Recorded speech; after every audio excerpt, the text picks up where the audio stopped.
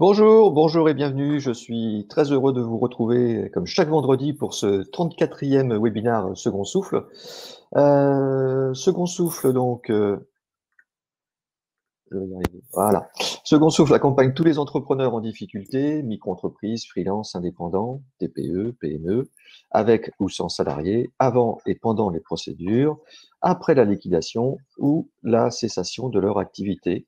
Et tout ça gratuitement, sans limite de temps et sans aucun critère de sélection. Toutes nos actions au quotidien avec nos bénévoles, avocats, coachs, experts comptables, experts métiers, et d'apporter l'accompagnement individuel euh, nécessaire à l'entrepreneur en difficulté, et puis aussi nos actions avec les jeudis du second souffle, les journées 24 heures pour rebondir, nos formations, nos webinars et l'instant coach. Après 10 ans et demi d'existence, nous sommes présents dans 27 villes et métropoles et aussi en Outre-mer. Et nous sommes reconnus d'intérêt général. Voilà, la plateforme de webinar qu'on utilise, donc vous avez compris, donc en haut à droite, vous avez deux onglets, le chat et les questions. Le chat, c'est pour discuter entre nous. Les questions, pour poser vos questions. Vous avez le bouton juste en bas. Et puis, vous pouvez voter également aux questions des autres en cliquant sur la petite flèche à côté de la question. Alors attention, un clic, ça fait un vote. Un deuxième clic, vous annulez votre vote. Et puis, si vous avez des petits soucis techniques, vous avez un lien tout en haut. Voilà, donc ce webinaire est en un partenariat avec OHUP Entrepreneur, qui depuis 2008 représente et accélère la réussite d'entrepreneurs en situation de handicap. Et j'ai le plaisir d'accueillir aujourd'hui Aurélie, notre interprète en langue des signes, Aminatou de HUP Entrepreneur qui va bientôt arriver, et celui qui va nous expliquer comment savoir s'entourer, c'est Thomas Gothals. Bonjour à tous. Bonjour. Alors, Aminatou de HUP va venir nous présenter rapidement le programme Rebond TIH. Voilà. Bonjour. Bonjour Aminatou. Vous m'entendez? Oui, on t'entend. Alors, je vous remercie pour votre participation à ce webinaire sur le thème indispensable savoir s'entourer. Je suis Aminatou Diallo, je suis chargée de mission accompagnement et coordination du programme Rebonti. Je vais vous faire une brève présentation de HUP et vous parler du programme Rebonti. Pour rappel, HUP est l'acteur associatif pionnier dans la représentation et l'accélération des entrepreneurs en situation de handicap.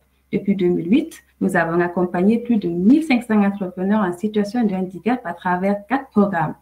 Déclic HUP, parrainage de compétences, HUP Academy et depuis septembre 2020, Rebonti. En quelques mots, c'est quoi ce programme Rebonti? Le programme Rebonti, c'est se donner 3 à 4 mois pour réinventer le futur de son entreprise, prendre du recul, se faire accompagner, mais aussi challenger son modèle économique. L'accompagnement commence par un diagnostic de la situation de l'entrepreneur. Suite à ce premier diagnostic, l'entrepreneur va pouvoir suivre un des 6 parcours de programme que nous proposons. Ce sont des parcours très représentatifs des difficultés que rencontrent nos dirigeants. Parmi ces 6 parcours, nous avons le parcours mentorat de crise, le parcours coaching de crise, le parcours méthode agile, le parcours atelier technique, le parcours accompagnement au rebond en partenariat avec Second Souffle, et enfin le parcours mentorat dirigeant plus en partenariat avec Réseau Entreprendre Paris. Les critères de candidature sont simples. Il suffit d'avoir une reconnaissance handicap et être dans la frange d'entrepreneurs de plus de 2 ans et demi d'expérience. À noter que tous les statuts de nature entrepreneuriale sont acceptés. Alors, n'hésitez plus, c'est le moment, allez-y, inscrivez-vous pour réinventer le futur de votre entreprise. Je vous remercie. Merci Aminatou, merci beaucoup. On se dit à bientôt Aminatou et on va passer maintenant la main à Thomas. Thomas, c'est à nous maintenant, c'est à toi surtout. C'est à moi. Alors, donc le sujet du jour, c'est savoir s'entourer.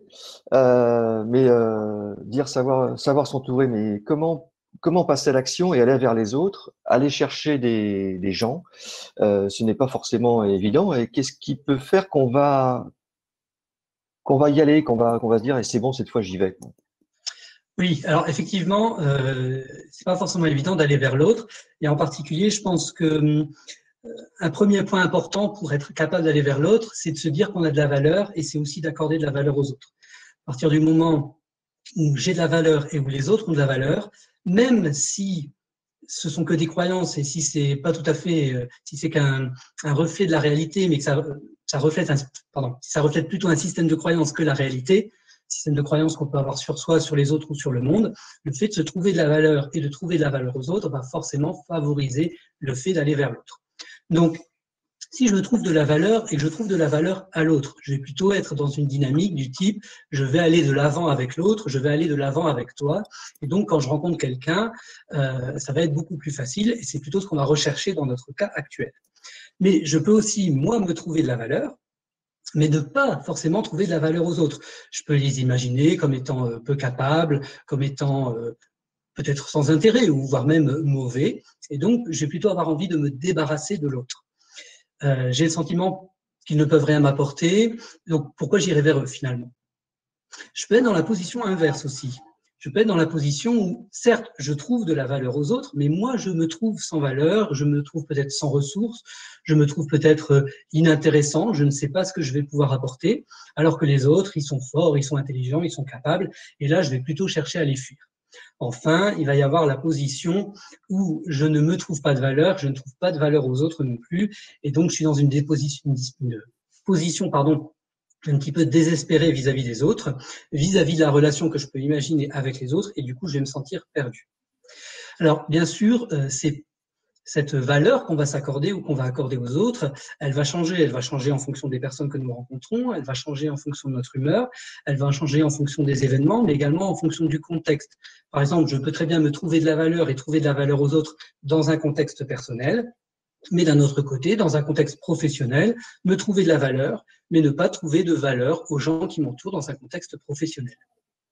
Donc, ce qu'il va falloir chercher à faire, c'est justement à entretenir le fait de se trouver de la valeur et entretenir le fait de trouver de la valeur aux autres pour justement être dans une dynamique qui va nous permettre d'aller avec eux et d'aller vers l'avant avec eux. D'accord. Donc, pour avoir envie d'aller vers les autres, il faut plutôt avoir une bonne image de soi. Se dire qu'on a quelque chose à apporter en échange, en fait. Alors, effectivement, si j'ai le sentiment d'avoir de la valeur, si j'ai le sentiment d'avoir des bonnes choses à apporter dans une relation, je vais avoir le sentiment de pouvoir être dans l'échange, il va m'être plus facile d'aller vers l'autre finalement en ayant ceci. Et comment ça s'entretient tout ça en fait? Ce que l'on peut déjà commencer par voir, c'est comment on parle de nous-mêmes, comment nous-mêmes nous parlons de nous-mêmes, pour voir un petit peu la valeur qu'on s'accorde. On a tous un dialogue intérieur. On se dit tous des choses sur soi-même. Et donc, on va porter attention à ce que notre dialogue intérieur nous dit. Si là, maintenant, je tire au sort une personne parmi les personnes qui sont en train de nous écouter et que je lui demandais de prendre la parole à ma place devant tout le monde pour dire tout le bien qu'il pense de lui-même ou tout le bien qu'elle pense d'elle-même. Voilà. Imaginez, c'est vous que je choisis et vous allez devoir dire tout le bien que vous pensez de vous-même. Qu'est-ce qu'il se passe d'un seul coup dans votre tête? Quelles sont les premières idées qui vous viennent à l'esprit? Ce que je vous invite, c'est peut-être à partager un petit peu dans le chat pour qu'on regarde un petit peu ce qui se passe dans votre tête si je vous demande de venir dire tout le bien que vous pensez de vous-même. Personne n'ose encore. Hein. Bon, on va continue Thomas, on va voir s'il y a des gens qui… Eh bien, ce qui va se passer en général, c'est qu'on va avoir deux grandes typologies. Pour certains, ce qui va venir, ce sont des choses positives. Qu'est-ce que je vais vouloir dire de moi-même? Que je suis fier de mon métier, que je suis, etc., etc. Donc voilà. Oui, ça ne me pose pas de problème de dire tout le bien que je pense de moi-même. Et puis pour d'autres, ce sont peut-être plutôt des choses un peu plus négatives qui vont venir. Vous voyez, je vais me dire que en fait, je vois pas ce que je pourrais dire comme bien sur moi-même, ou je suis pas sûr d'avoir vraiment réussi grand-chose, ou vous voyez, ce genre de choses qui peuvent venir. Quand c'est positif, c'est bien. Quand notre dialogue intérieur est négatif, c'est là qu'il va falloir essayer de le remettre en cause. Parce qu'en fait, ce dialogue intérieur, il traduit un peu ce que l'on a entendu ou compris sur nous-mêmes dans notre enfance, en fait. Vous voyez, moi, par exemple, en préparant ce webinaire, par moment, j'ai pu me dire, mais quelle idée de faire un webinaire là-dessus, Thomas, tu vas intéresser personne. Qui a envie de venir écouter Thomas Goethals? Vous voyez, ce genre de choses, ce genre d'idée peut venir. Comment je vais venir remettre en cause ça, du coup? Eh bien, ce que je vais faire tout d'abord, c'est que je vais essayer de me brancher un petit peu en mode objectif, en mode réflexion objective. Pour cela, je vais commencer par me poser quelques questions très factuelles. Je vais par exemple me demander quelle date sommes-nous aujourd'hui? Ben, nous sommes le 26 février. Et j'ai eu besoin de réfléchir. Donc, vous voyez, je réfléchis à quelque chose de factuel. Donc, je suis en train de brancher mon cerveau sur une réflexion beaucoup plus objective, beaucoup plus factuelle, beaucoup plus en lien avec ce qui se passe ici et maintenant. Si je me dis 7 fois 9 ou 6 fois 6, 36, etc. Donc, vous voyez, je viens brancher mon cerveau dans un mode plus objectif.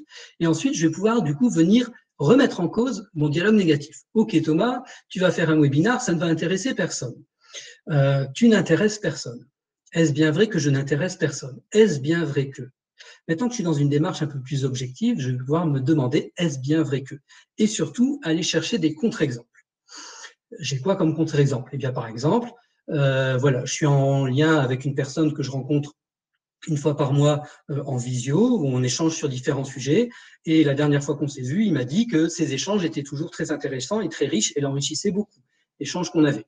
Donc finalement, quand j'y regarde, j'ai au moins un contre-exemple. Donc le fait que je ne vais intéresser personne, ce n'est pas une vérité absolue puisque je peux trouver au moins un contre-exemple. Et donc je peux remettre en cause du coup ce dialogue intérieur que j'ai. Et je peux venir me demander, est-ce bien vrai toutes ces idées négatives que je peux avoir sur moi?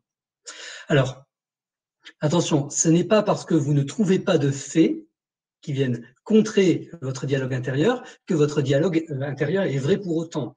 Parce qu'en fait, vous pouvez très bien inconsciemment omettre tous les faits qui iraient à l'encontre de votre dialogue intérieur. Donc, ce que vous pouvez faire dans ce cas-là, c'est peut-être aller demander aux autres un petit peu aussi ce qu'ils en pensent. Vous voyez, les gens qui pensent qu'ils n'ont pas de chance dans la vie, eh bien, ils ne voient jamais ce qui leur arrive de bien. Ils omettent carrément et ils omettent complètement cette partie de la réalité. Donc, du coup, ça peut aussi être intéressant d'aller demander aux autres, finalement, voilà ce que quand je pense à mon dialogue intérieur, voilà ce que je dis de moi-même. Quand je pense à mes qualités, voilà ce que je dis de moi-même.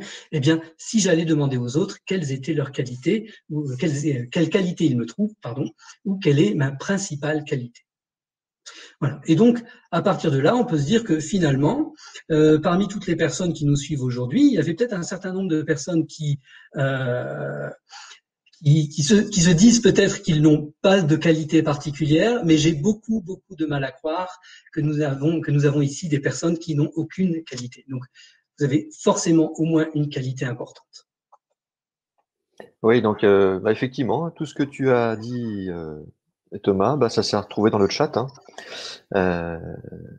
Je sais pas si tu peux le lire en même temps que moi, mais c'est ça. Hein. Tout d'abord, j'aurais été très surpris, je me sentirais prise au dépourvu, personnellement trop maniaque dans mon travail.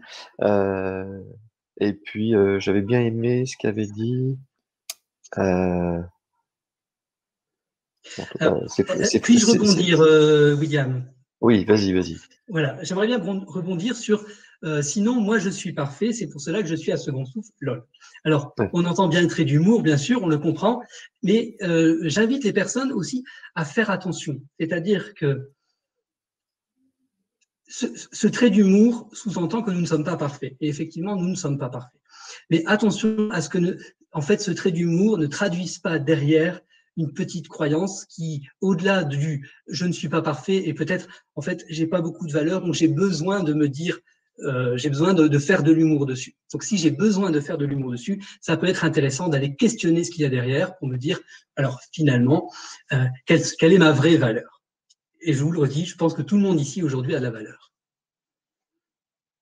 Donc, tout ça peut m'aider à trouver assez... Tout ça peut m'aider à me trouver assez de valeur pour me dire que je peux aller vers les autres et que j'ai quelque chose à leur apporter. Mais si j'ai le sentiment que les autres n'en ont pas tous. Enfin, que vont m'apporter aussi les autres, quoi.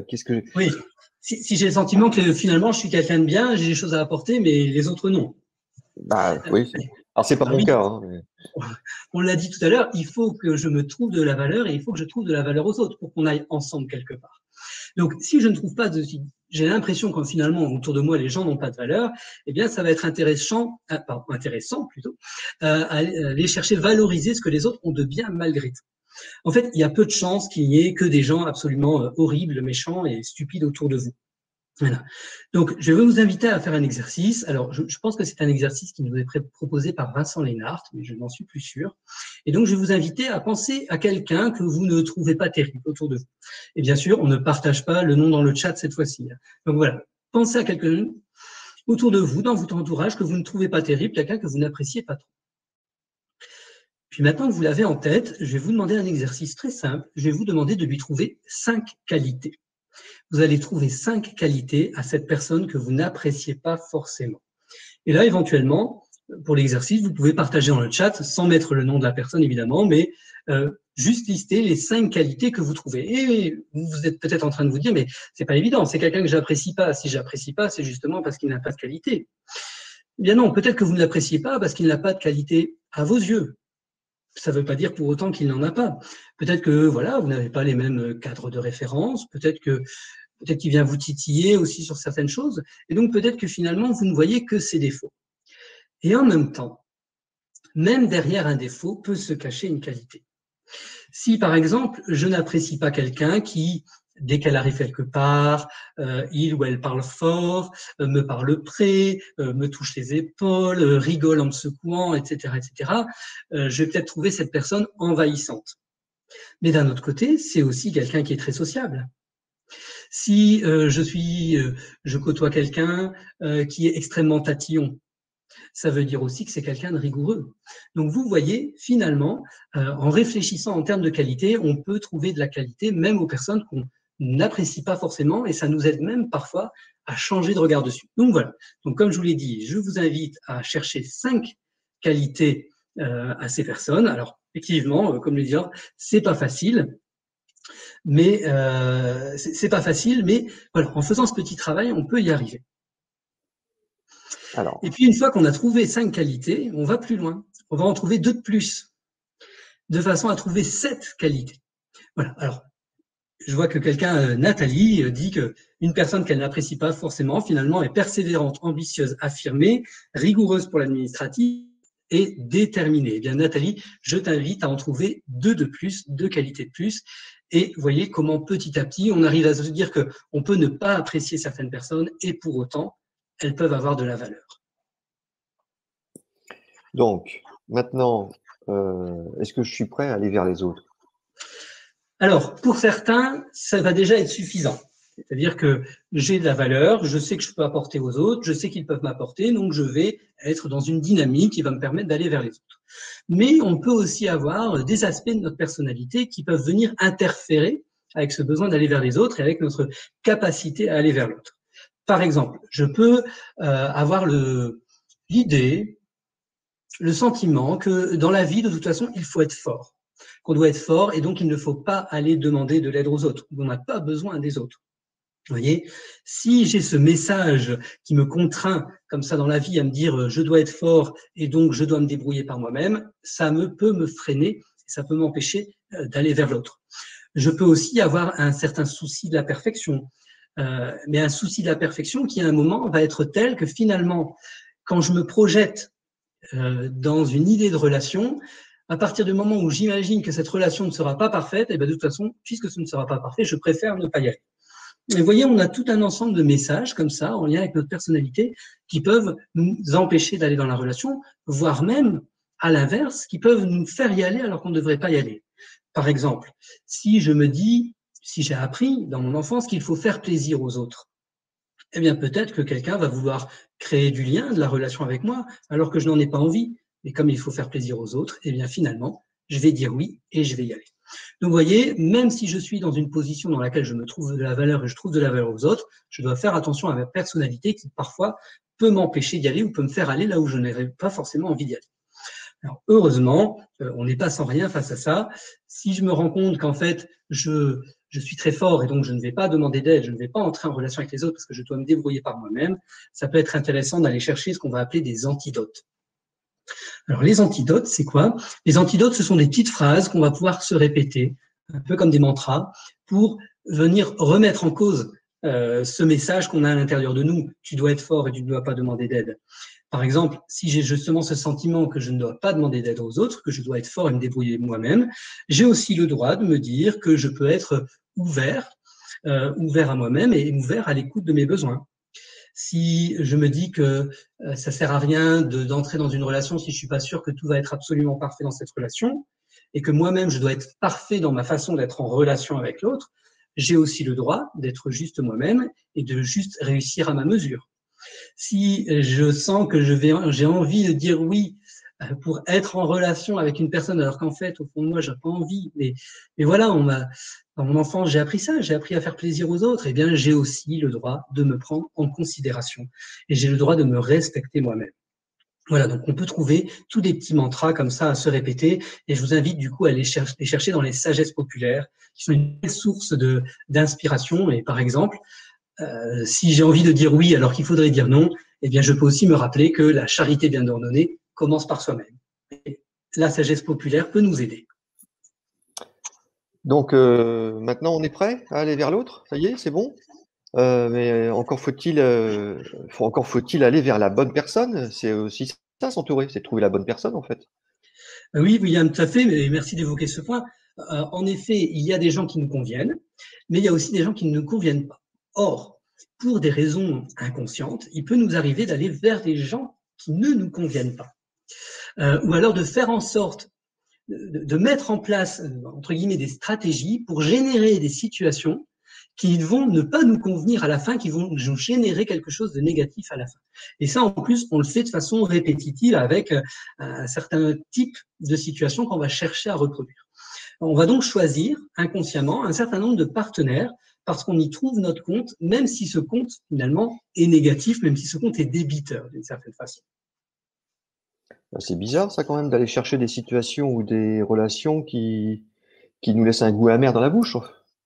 Alors effectivement, ça va nous laisser un goût amer dans la bouche, ça va à la fin nous contrarier et pourtant, c'est étrange effectivement, mais ça va nous être utile parce qu'en fait, ça va nous permettre de confirmer ou de renforcer les croyances qu'on peut avoir sur nous-mêmes, sur les autres et sur le monde.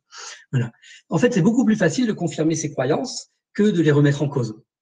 Donc, puisqu'il est beaucoup plus facile de confirmer ses croyances plutôt que de les remettre en cause, eh bien, inconsciemment, je vais mettre en place des situations et chercher des partenaires qui vont me permettre de confirmer les croyances que je peux avoir et qui sont en général des croyances qui vont me limiter ou des croyances qui vont être plutôt négatives. Donc, je cherche des partenaires pour confirmer mes croyances. Si, par exemple, j'ai la croyance que je n'ai pas beaucoup de valeur, eh bien, je vais aller chercher inconsciemment des partenaires qui vont me confirmer qu'effectivement, je n'ai pas beaucoup de valeur. Si j'ai la croyance qu'on ne peut rien attendre des autres, eh bien, je vais chercher inconsciemment des partenaires qui vont peut-être me démontrer qu'effectivement, je ne pouvais rien attendre d'eux.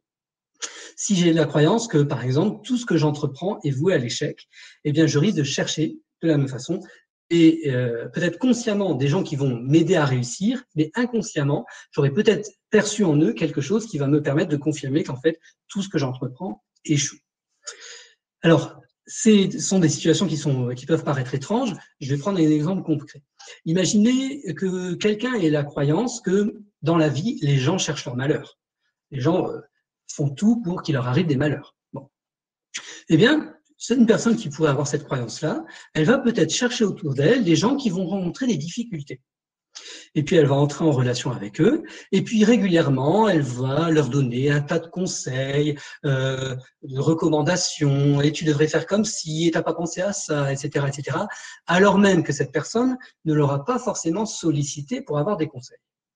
Au bout d'un moment, la personne qui est en difficulté, mais qui ne demande pas forcément de conseils, on aura peut-être un petit peu ras-le-bol de s'entendre prescrire tout un tas de conseils. Et elle va finir par dire, mais arrête avec tes conseils, je t'ai rien demandé. Et là, c'est le drame. La personne en face va se dire, mais enfin, j'essaye simplement d'aider, je suis juste en train de lui donner des conseils, quel manque de reconnaissance. Et ça se confirme finalement, bah oui, vous le voyez, les gens cherchent leur malheur et moi, je suis une personne incomprise. Quand on donne une caresse à un baudet, il vous donne un coup de pied et voilà. Et vous voyez comment inconsciemment, d'une certaine façon, parfois on peut chercher à renforcer ses croyances. Ce que je peux peut-être ajouter, tout ça, ce sont des scènes en fait qu'on va répéter. C'est-à-dire que la personne qui aura fait ça, finalement, après, elle va chercher quelqu'un d'autre qui sera en difficulté pour lui apporter tous ces bons conseils qui auront été non sollicités. C'est ce que l'on appelle, des jeux. Ça s'appelle des jeux psychologiques. Alors certes, c'est pas très ludique, mais ça répond à un certain nombre de règles, dont la répétitivité. On le remet en scène plusieurs fois dans différentes situations. C'est pour ça qu'on appelle cela des jeux. D'accord. Donc, si on a tous une tendance naturelle à se retrouver dans ce type de situation, comment fait-on pour les éviter? Alors, je pense que ce qu'on peut commencer par faire, c'est, rappelons-nous que c'est un phénomène qui est en grande partie inconscient et on n'évitera pas toutes ces situations. On n'évitera pas tous les jeux auxquels on a l'habitude de jouer.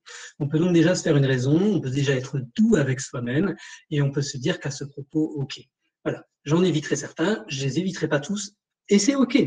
Voilà. On peut, quand on est pris dedans, essayer de s'en sortir, mais par rapport à la thématique d'aujourd'hui, ce qu'on va plutôt faire, c'est qu'on va plutôt regarder comment ne pas y entrer et surtout, pour ne pas y entrer, comment ne pas aller vers ces partenaires-là, puisque l'idée, c'est bien s'entourer. Donc, de qui ne dois-je pas m'entourer? Pour identifier nos partenaires de jeu potentiels, il faut déjà identifier ses propres jeux. Et la première étape pour identifier ces jeux, ça va être de se poser un certain nombre de questions. Donc pour cela, l'auteur qui s'appelle John Jens nous donne un canevas de questions auxquelles on va pouvoir répondre en toute sincérité pour découvrir de quelle façon nous entrons dans les jeux. La première question, alors éventuellement je peux la copier dans le chat si vous voulez, la liste de questions. Hop. Et voilà. Alors, si je reprends donc cette liste de questions, finalement, dans la vie, est-ce qu'il y a une chose désagréable qui m'arrive de façon répétitive? Je peux commencer à l'identifier, je prendrai un exemple juste après. Et comment est-ce que ça démarre à chaque fois? Et qu'est-ce qui se passe ensuite? Et puis, qu'est-ce qui est produit encore après? Et puis là, en fait, je me rends compte qu'il y a plusieurs situations qui ressemblent aux réponses que je donne. Dans différentes situations, il y a la même chose qui se remet en place. Et ensuite, qu'est-ce que je peux faire? Et ensuite, qu'est-ce qui se passe? Qu'est-ce qui arrive? Et qu'est-ce qui arrive à la fin? Comment ça se finit? Et en général, ça se finit toujours de la même façon. J'ai un sentiment désagréable à la fin et c'est plutôt toujours le même sentiment désagréable, même si c'était des situations différentes. Vous voyez, on a une forme de répétitivité. Je vais prendre un exemple un peu caricatural pour bien comprendre. Quelle est la chose désagréable qui m'arrive de façon répétitive? Alors, c'est un exemple que j'invente. Je vais prendre l'exemple, voilà, par exemple, d'une belle-mère qui ferait à sa belle-fille des remarques sur sa façon de tenir sa maison et d'élever ses enfants. Comment ça démarre? Eh bien, ça démarre avec une question ou un sous-entendu. Par exemple, ma belle-mère me dit « Ah, mais tu mets pas de vinaigre dans l'eau de lavage de ta salade, toi. Ah, tu laves le linge des enfants avec le linge des adultes, toi. Ah bon, ah, tu ne repasses pas tes draps. Ah, moi, j'ai toujours repassé mes draps. » Que se passe-t-il ensuite? Eh bien, ça m'énerve, je me sens jugé. Ok. Et puis ensuite, qu'est-ce qui se produit encore? Eh bien, je finis par me justifier. Mais elle relance la question. Ah bon, et elle relance comment? Eh bien, elle va dire, ah oui, mais tu devrais peut-être, moi de mon temps, ceci, cela. Et puis, que se produit-il encore? Eh bien, je finis par lui dire qu'elle avait peut-être le temps de faire tout ça parce qu'elle ne travaillait pas, mais que moi, c'est pas mon cas. Et que moi, j'ai un boulot, j'ai 3 enfants à élever, et que si elle avait bien élevé ses enfants, elle, eh bien, son fils, c'est-à-dire mon mari, il me donnerait un peu plus un coup de main dans la maison. Paf, et puis voilà, prends ça dans les dents. Du coup, que se passe-t-il? Eh bien, elle me répond, mais je comprends pas pourquoi tu t'énerves. Dès que j'essaie de discuter avec toi, j'ai l'impression que tu essaies de me faire passer pour la méchante belle-mère. Et donc, finalement, comment cela finit-il? Eh bien, je m'excuse en lui disant, je suis désolé, c'est pas ce que je voulais dire, excusez-moi. Et qu'est-ce qu'il me reste comme sentiment à la fin? Eh bien, à la fin, je me sens coupable. Je me sens coupable d'avoir été agressive, par exemple, avec ma belle-mère, tout en ayant l'impression moi-même de m'être fait avoir. Eh bien, quand j'ai ce sentiment-là à la fin, de m'être fait avoir, c'est probablement qu'on a ce type de jeu, ce qu'on appelle les jeux psychologiques. Alors, toute ressemblance avec des personnes existantes ou ayant existé ne serait évidemment que fortuite. Le but n'est pas de stigmatiser les belles-mères. On est bien trop content de trouver. Tu fais très bien la belle-mère, Thomas. N'est-ce pas? Oui, oui. Ce n'est pas du tout un exemple tiré de ma belle-mère, n'est pas du tout comme ça. Au contraire, j'ai beaucoup de chance. C'est pas du tout le genre à me donner des conseils. Donc, il n'y a pas de souci là-dessus. Donc, ne stigmatisons pas les belles-mères. Bon, je sais qu'en tant que formateur, l'exemple de la belle-mère fait souvent sourire, mais donc je salue les belles-mères qui sont ici présentes. J'en profite pour saluer la mienne. Alice, je vous embrasserai quand ce sera à nouveau possible. Voilà, donc si on en revient à notre exemple, finalement, la personne qui est prise dans ce type de jeu, une fois qu'elle a identifié que finalement elle était prise dans ce type de situation répétitive, elle peut se dire, ok, donc en fait, moi, ce qui me titille, c'est quand on vient me donner des conseils non sollicités qui me donnent l'impression de mal faire les choses. D'accord? Et donc, finalement, cette personne, quand elle va être, je sais pas, dans des réunions d'entrepreneurs, par exemple, ou un after-work, le jour où ça existera à nouveau, ou voilà, ou d'autres types de réunions où elle peut croiser des gens, elle peut aussi être attentive à ça. Si dans une conversation, elle entend quelqu'un, par exemple, qui va dire « Ah bon, vous faites votre démarchage comme ça, vous ?»« Ah bon, moi, je le fais pas comme ça. » Eh bien, attention, c'est tout à fait le genre de personne vers qui elle pourrait aller, tout en se sentant agacée, elle pourrait aller chercher cette personne justement pour rejouer à nouveau ce type de situation, et donc elle pourrait se rapprocher de cette personne alors même que cette personne pourrait l'agacer. Donc, le petit canevas de questions pour identifier les jeux auxquels on joue le plus souvent, voir ce que ça vient un petit peu titiller chez nous, et donc pouvoir ensuite y faire attention en observant les personnes que l'on a autour de nous. Bien, alors maintenant, tu nous as expliqué comment ne pas aller vers ces gens-là, mais comment je fais pour aller vers les gens qui vont me faire du bien. Et Thomas, il est déjà 14h32. Ok. On va avancer un petit peu plus vite. Ça marche. Pour savoir pour aller vers les gens qui vont me faire du bien, il faut déjà identifier ce qui va me faire du bien. Donc, quel est mon besoin? Voilà. De quoi j'ai besoin? Qu'est-ce que la relation pourrait m'apporter? Qu'est-ce que je vais aller chercher dans la réciprocité? Donc, est-ce que j'ai besoin aujourd'hui, voilà, j'ai besoin d'autres relations, j'ai besoin d'entourer, pourquoi? Pour être rassuré, pour côtoyer des gens dynamiques qui vont peut-être me dynamiser moi-même.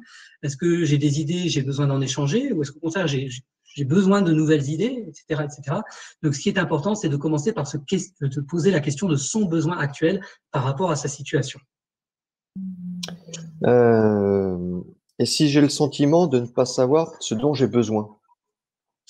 Oui, alors, parfois, on peut effectivement se demander de quoi ai-je besoin, mais ne pas savoir l'identifier. Donc, si vous avez du mal à identifier votre besoin, ce que vous pouvez faire, c'est aller à la rencontre de votre émotion. Car en fait, derrière une émotion, il y a toujours un besoin. Donc, finalement, quand vous pensez à votre situation actuelle, quand vous pensez à votre avenir professionnel, quand vous manager ou entrepreneurial, quand vous pensez à votre business, qu'est-ce que vous ressentez au moment où vous pensez à tout ça? Et là, en fait, cette émotion que vous ressentez, elle traduit un besoin. Et comme ça, vous allez pouvoir identifier votre besoin. Si vous ressentez de la lassitude, par exemple, quel pourrait être votre besoin? Si vous vous sentez perdu ou embrouillé, quel pourrait être le besoin qu'il y a derrière? Si vous vous sentez bloqué, quel peut être le besoin qu'il y a derrière un sentiment de blocage?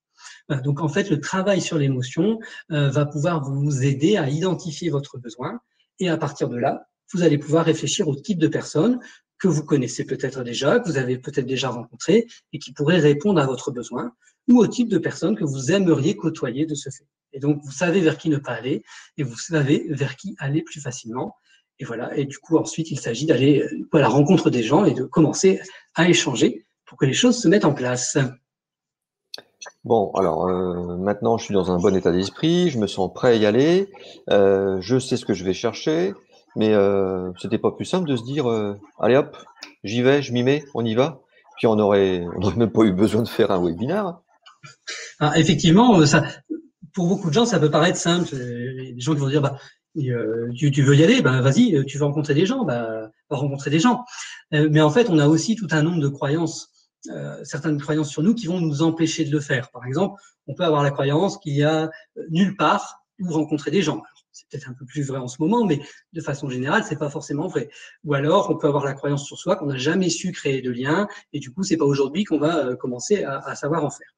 En fait, dans ce cas-là, ce qui se passe, c'est que inconsciemment, on va omettre une partie de la réalité qui nous permettrait en fait de trouver des solutions à nos problèmes, pour que tout continue à cadrer avec nos croyances actuelles. Alors, ça, c'est pas facile à remettre en cause, puisqu'en fait, inconsciemment, on ne voit pas une partie de la réalité. Donc, ce qui peut être intéressant, c'est d'aller demander aux autres ce qu'ils en pensent alors des gens en qui on a confiance, des gens dont on sait qu'on va pouvoir, qu'on va prendre leur avis, qu'on va croire en leur avis. Et donc, aller leur demander, leur poser cette question-là. Voilà, j'ai le sentiment qu'il y a personne où rencontrer des personnes, il y a nulle part où rencontrer des personnes intéressantes. qu'en penses-tu? Ou j'ai le sentiment de n'avoir jamais su créer de lien, qu'en penses-tu? Voilà. Et comme ça, cette personne, elle va nous aider à voir peut-être une partie de la réalité qu'on a omise, qu'on a refusé de voir jusque maintenant, et qui va nous aider à régler nos problèmes. Donc ça, c'est la première chose. La deuxième chose, c'est qu'on peut aussi voir le fait de s'entourer de nouvelles personnes comme une montagne. Ça paraît inaccessible, ça paraît un truc énorme à faire, quoi. Ça paraît trop difficile. Et éventuellement, on ne sait pas par quel bout le prendre. Donc, dans ce cas-là, comme l'a dit Lao Tzu, un voyage de milieu commence toujours par un premier pas.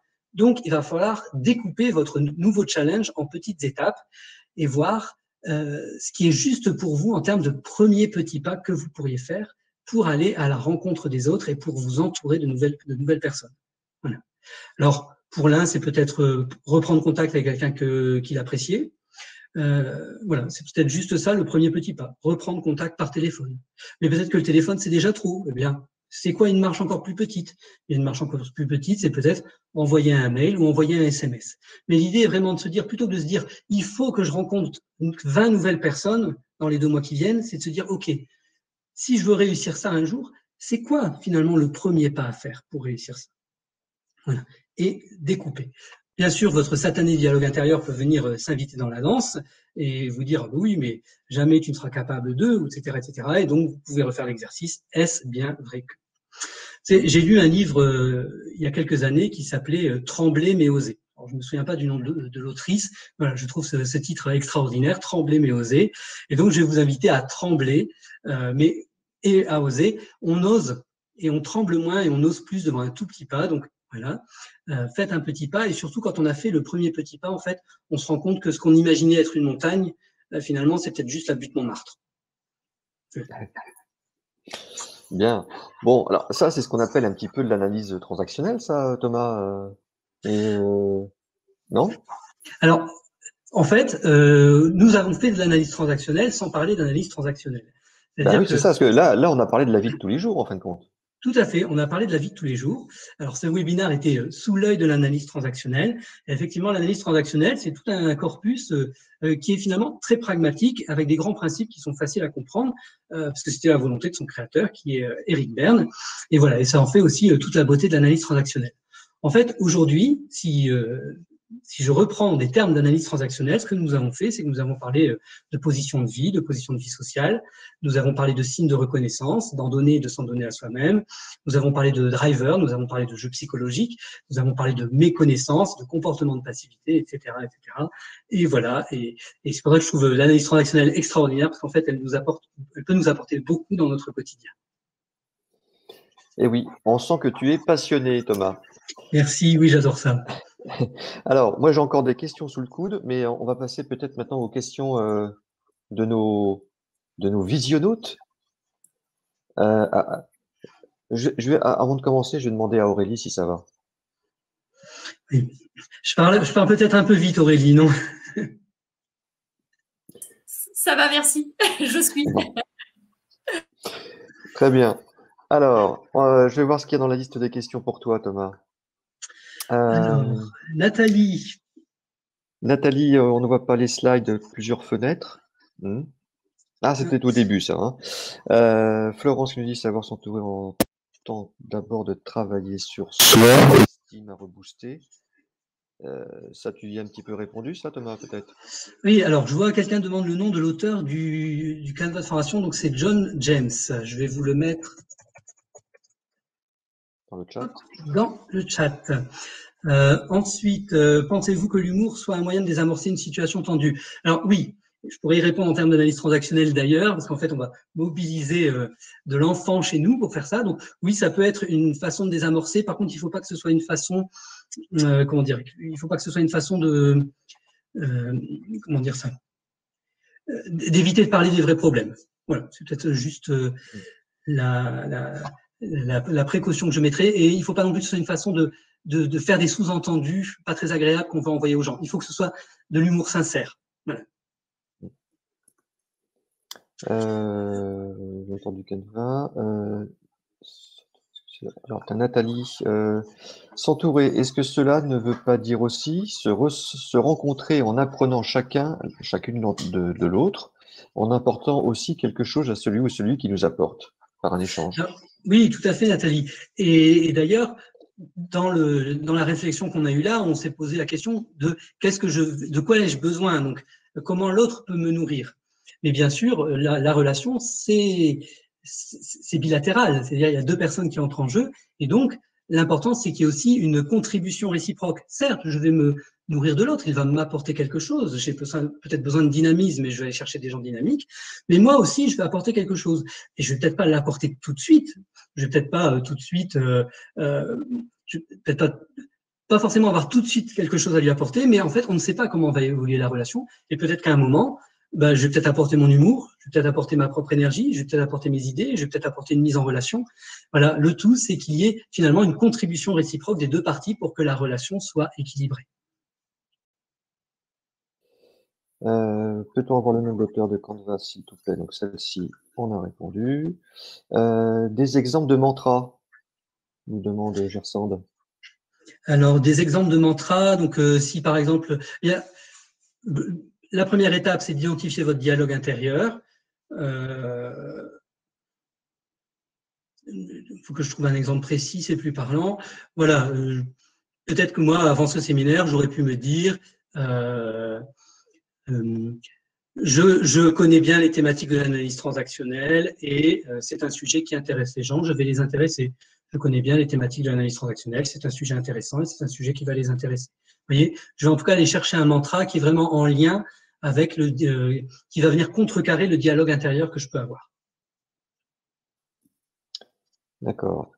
Et Zakia te demande si on cumule des déceptions suite à des demandes d'aide, comment aller vers l'autre? Alors, si on cumule des déceptions suite à des demandes d'aide, comment aller vers l'autre? Alors, le premier risque que je vois dans cette situation, c'est que cette situation génère une croyance. C'est-à-dire, j'ai fait des demandes d'aide, j'ai cumulé des déceptions, je n'ai jamais obtenu l'aide que je souhaitais, ou l'aide qui me faisait du bien, donc ça ne sert à rien d'aller demander de l'aide. Donc, première, vous voyez comment ça peut venir, ça, générer une croyance. Ça peut générer la croyance qu'en fait, il vaut mieux plus de demander d'aide. Et ça, je vous invite vraiment à la remettre en cause. Ce n'est pas vrai. Ça peut toujours être intéressant d'aller demander de l'aide aux autres. Ensuite, excusez-moi, je vais être un peu provocateur, mais quand on a comme ça des déceptions, on peut aussi se poser la question suivante, c'est quelle est finalement ma part de responsabilité là-dedans? Si j'ai un phénomène répétitif, c'est que j'ai ma part de responsabilité dedans, très certainement. Alors, l'idée, c'est pas de sortir un martinet et de se fouetter, hein, c'est pas du tout ça, mais c'est de se dire, voilà, qu'est-ce qui a été répétitif dans ce qui s'est joué? Si j'ai pas obtenu l'aide dont j'avais besoin, qu'est-ce qui s'est passé? Qu'est-ce qui peut venir de moi? Eh bien, peut-être que je n'exprime pas le bon besoin. Peut-être que c'est pas d'aide dont je demande, mais peut-être que finalement je demande de la prise en charge, mais pas de l'aide, etc., etc. Donc, ça peut être intéressant de venir bien identifier finalement de quoi a-t-on besoin et est-ce que je formule bien ma demande d'aide.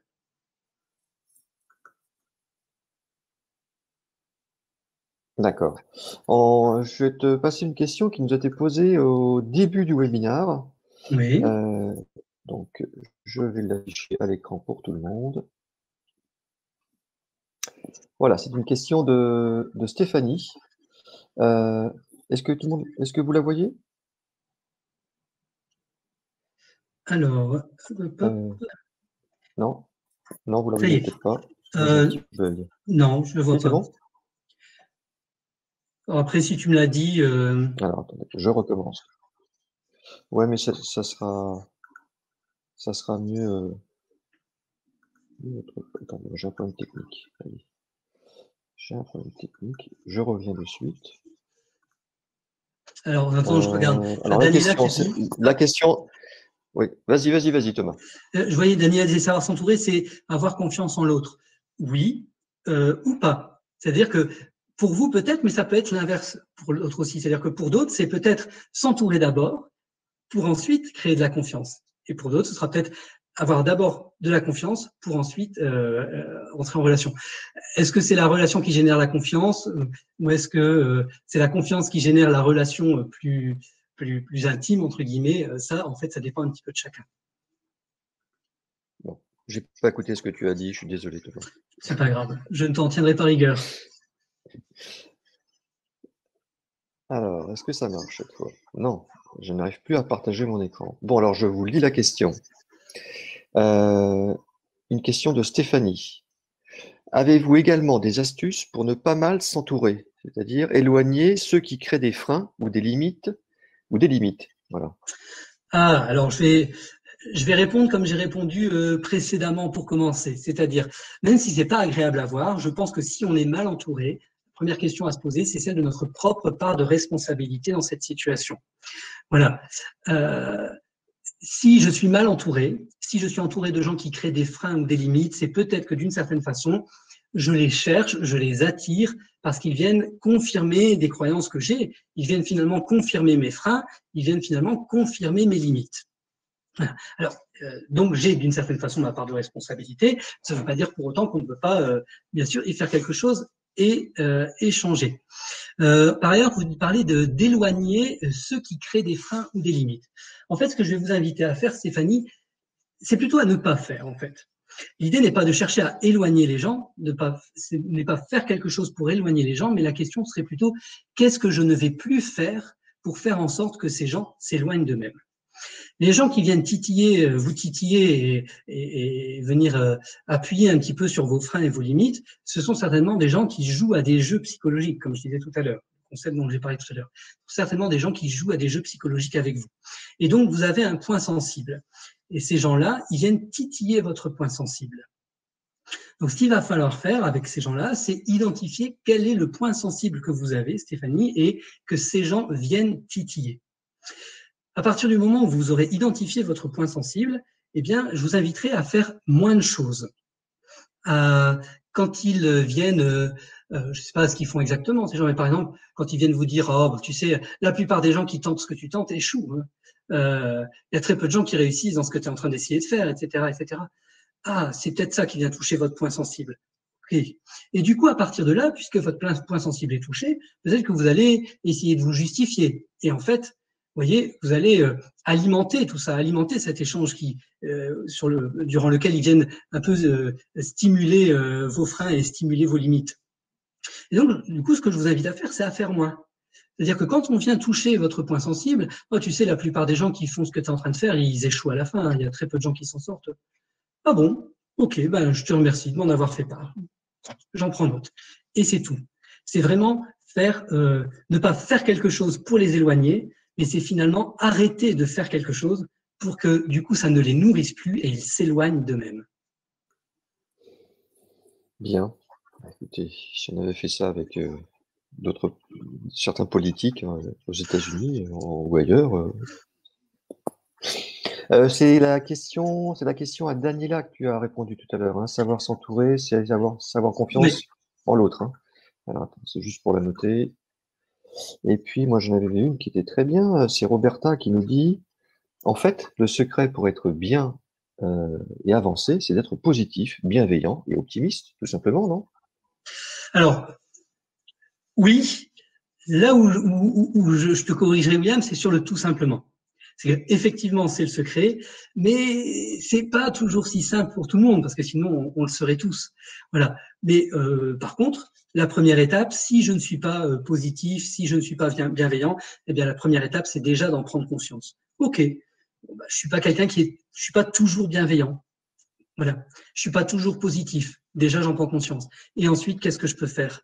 Eh bien, maintenant que je sais que je suis pas toujours positif, je peux peut-être essayer de repérer les moments où je suis pas positif. Et puis là, je pourrais trouver quelque chose à faire sur ces moments où je suis pas positif.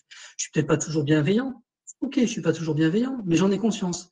Donc la prochaine fois que je vais sentir un petit truc pas très sympa qui va sortir, ben, je suis déjà un peu plus conscient pour ne pas le faire, ne pas le dire et du coup être un peu plus bienveillant. Bien. Alors, une autre question de Roberta, mais je crois que tu y as répondu avec l'histoire de la belle-mère. Comment se débarrasser d'une personne qui ne nous convient pas, voire qui est toxique pour nous? Convient-il d'être sincère ou bien se détacher sans donner des explications? Alors, j'ai envie de faire une réponse de coach. J'ai envie de dire, Roberta, et vous, qu'en pensez-vous? Parce qu'il n'y a pas de recette magique. Qu'est-ce qui serait juste pour vous, Roberta? Est-ce que ce qui serait juste pour vous, ce serait de vous détacher sans explication? Ou est-ce que ce qui serait juste pour vous, ce serait de dire à la personne ce qui ne convient pas? Voilà. Qu'est-ce qui est le plus juste pour vous dans cette situation-là, Roberta? La seule chose, puisque tout à l'heure vous parliez de bienveillance, la seule chose à laquelle je porterai attention dans cette situation-là, c'est est-ce que je vais lui dire les choses, pourquoi je m'en éloigne, parce que c'est important pour moi de le faire, ou est-ce que je vais lui dire les choses parce que j'ai envie de lui vider mon sac et de lui rendre la monnaie de sa pièce? Et là, du coup, le risque, c'est de retomber dans une espèce de petit cercle négatif qui va s'entretenir. Donc, si ce qui est plus juste pour vous, c'est juste de vous éloigner, bon, vous savez, si c'est dans un jeu psychologique, tout ça, si la personne voit qu'à un moment, elle n'a plus trop prise sur vous et qu'elle n'arrive plus à venir nourrir, entretenir ce jeu qu'elle avait avec vous, elle s'éloignera d'elle-même parce qu'en fait, ça n'intéressera plus.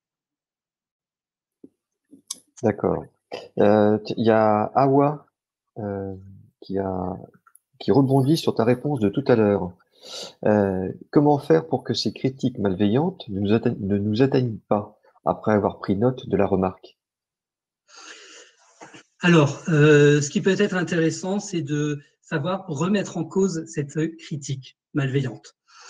Alors, la première chose, c'est qu'est-ce qui fait qu'elle est malveillante? Est-ce que c'est parce qu'elle est basée sur des faits qui n'existent pas, qui ont été inventés, ou est-ce qu'effectivement, il y a une part de vérité dedans? Donc, voilà, quel est le bien fondé de cette critique? Ça, c'est la première chose qu'on peut se poser. Et la deuxième chose aussi, c'est je pense qu'on peut se dire qu'à partir du moment où on nous critique de façon négative, au sens négatif du terme, sans apporter de faits, donc finalement, on critique notre personne, on critique pas nos comportements ou des actions qu'on a eues, on vient critiquer directement notre personne. Je pense que c'est quelque chose dont on peut se dire que c'est à laisser de côté parce qu'en fait, ça n'a pas de valeur. Qu'est-ce que ça vous apporte à vous personnellement? Qu'est-ce que ça vous apporte pour progresser? Rien. Donc, quelque chose qui ne m'apporte rien, qui ne me permet pas de devenir une personne meilleure, eh bien, je préfère laisser ça de côté. Alors, il y avait une question de Michel. Michel, je ne comprends pas votre question. Je vais quand même la mettre en ligne, mais j'ai besoin de savoir qui peut être intéressé par mon aide personnelle, professionnelle, sans pour autant adhérer à mes valeurs. Est-ce que tu comprends, Thomas? Alors, Sinon, je vais demander à Michel de la reformuler dans l'onglet questions. Oui, parce que je risque de répondre à côté. Ouais. Alors, par contre, une autre question. Et là, j'attendais qu'Aurélie soit prête, parce que le temps qu'elle se recoiffe et tout. Alors, Olivier te demande, du coup, en quoi est-ce indispensable de savoir s'entourer? Thomas, oui, bah, je pense que c'est de la philo, tu as 4 heures. Je pense que c'est indispensable parce que nous sommes un animal social en tant qu'être humain. Et on le voit bien avec, voilà, on nous parle beaucoup aujourd'hui de l'état psychiatrique des Français ou du moral des Français qui, avec les confinements, etc., est moins bon.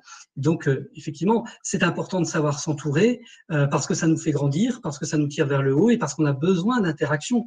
Et tant qu'à faire, autant que ce soit de bonnes interactions plutôt que des interactions qui, à la fin, nous tirent vers le bas ou nous laissent un mauvais goût dans la bouche. Donc, je pense que la réponse, c'est nous sommes un animal social, donc on a besoin de savoir s'entourer. Bon, je sais pas quelle note tu aurais eu en philo avec ce genre de réponse. En tout cas, elle n'était pas très bonne à l'époque. Bon, écoutez, moi j'ai plus de questions dans l'onglet questions. Est-ce que dans le chat, j'ai des gens qui ont mis des questions dans le chat qu'on aurait loupé?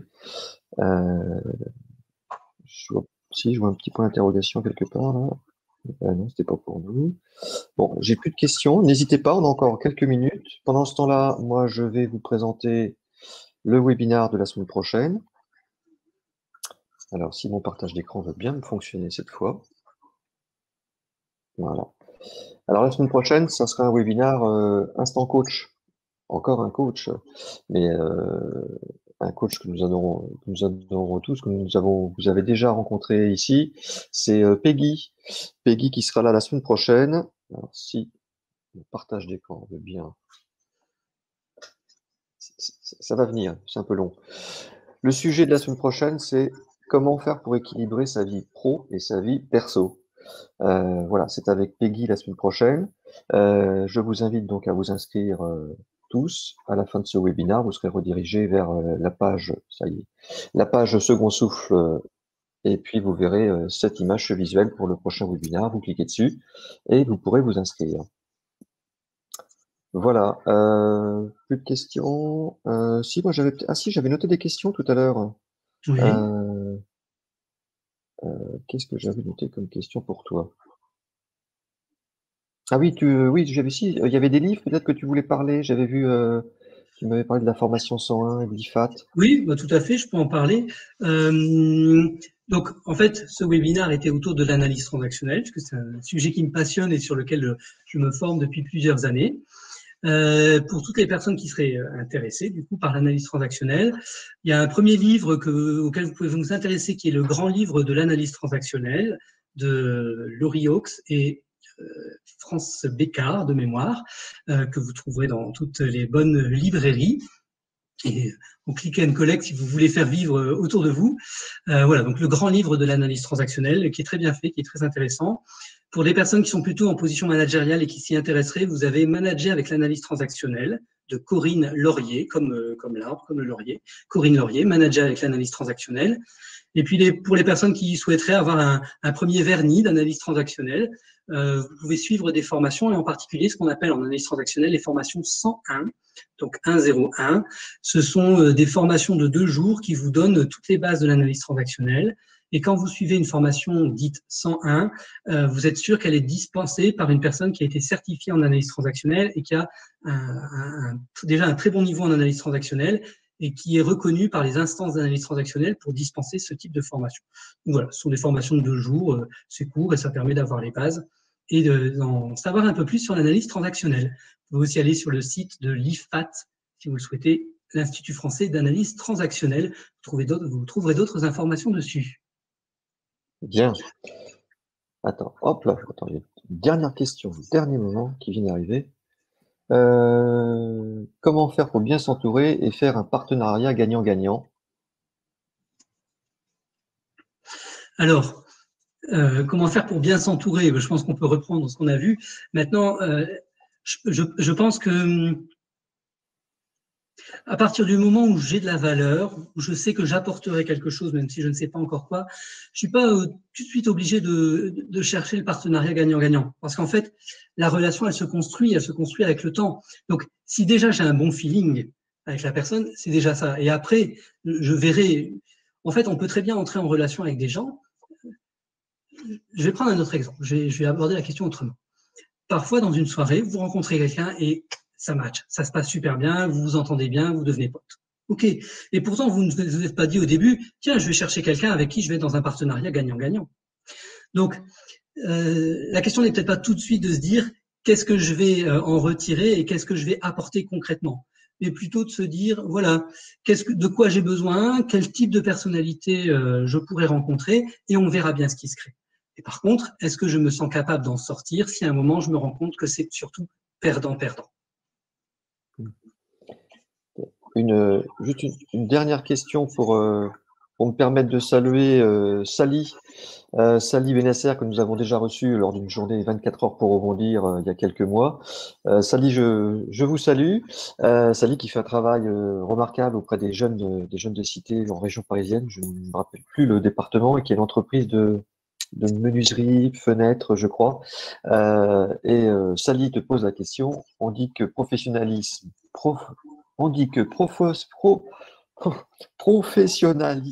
il faut s'entourer de compétences que l'on n'a pas. Alors, l'avantage, c'est vrai que parfois, on peut chercher à s'entourer de compétences qu'on a parce que ça va nous permettre d'avoir un regard dessus, de pouvoir évaluer la personne finalement, savoir si elle fait du bon travail ou pas. Ça peut être aussi intéressant, effectivement, de s'entourer de compétences que l'on n'a pas parce que ça va nous enrichir, ça va enrichir l'autre et donc finalement, ça va donner quelque chose, pour reprendre ce que disait Christophe, ça va donner là peut-être un partenariat qui sera gagnant-gagnant puisqu'on va venir se compléter. Au lieu de venir se superposer, finalement, on va venir se compléter quand on s'entoure de compétences que l'on n'a pas forcément. Et du coup, je vais, moi, dans ma façon d'être, je vais être modélisant pour l'autre, il va pouvoir apprendre de moi, et l'autre, il va être modélisant pour moi. Je vais pouvoir m'inspirer et apprendre des compétences qu'il apporte. J'apporterai juste un petit point d'attention là-dessus. Attention, sur certains sujets, ou par exemple pour des stagiaires, surtout pour des stagiaires, il faut prendre quelqu'un quand même que l'on est capable d'évaluer et qu'on est capable de faire progresser. Donc voilà, c'est peut-être la limite que je mettrai à ça. Si c'est prendre quelqu'un qui doit progresser, il faut qu'on ait les mêmes compétences que lui. Enfin, il faut qu'on ait un niveau de compétence supérieur à lui pour pouvoir justement le tirer vers le haut. Merci Thomas. Merci beaucoup Aurélie. Il est 15 heures. Thomas, c'était exaltant. On a dans le chat, je ne sais pas si tu as pu voir, mais des gens qui te disent des grands merci. C'était Merci très, à très, tous. très intéressant pour tout le monde. Merci beaucoup à Aurélie. Merci à tous. Merci de m'avoir invité. Et ouais, j'ai passé un très bon moment. Ah, ben voilà. Merci, je vous dis à tous vendredi prochain à 14 heures avec Peggy qui nous parlera comment équilibrer sa vie pro et sa vie perso. Je vous souhaite à tous un bon week-end. Bye bye. Au revoir. Au revoir.